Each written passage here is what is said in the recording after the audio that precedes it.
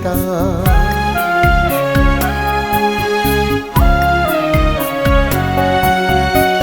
laklo nang bu nung sibi phamla rot tuminna tinak sida lira ro nung sigi wari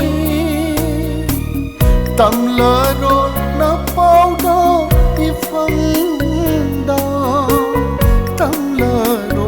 na paudo ifanda ichi khulakle ahin se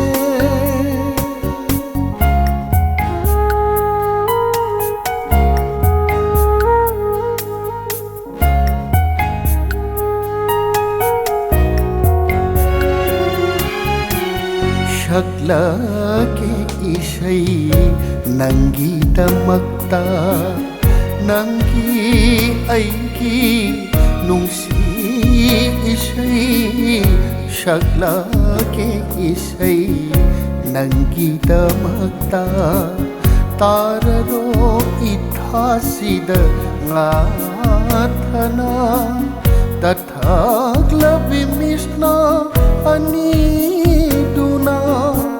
aibu shumhatlaro jana thoibi yenglaro choi jai nara shamla lagta ki thambiro thamoi se lakanunda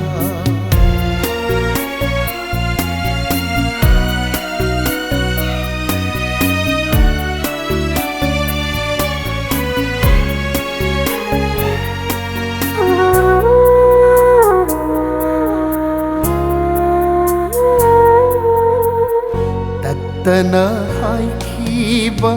nang na isay dagshaku haina aibu tana haikiba nang na isay dagshaku haina aibu shaklage kongasidi nangi dama hanglava thamoi duda thannaba naning tamlaro ngasidi janapi taipanna tada uda mafam sida taipanna tada udra mafam sida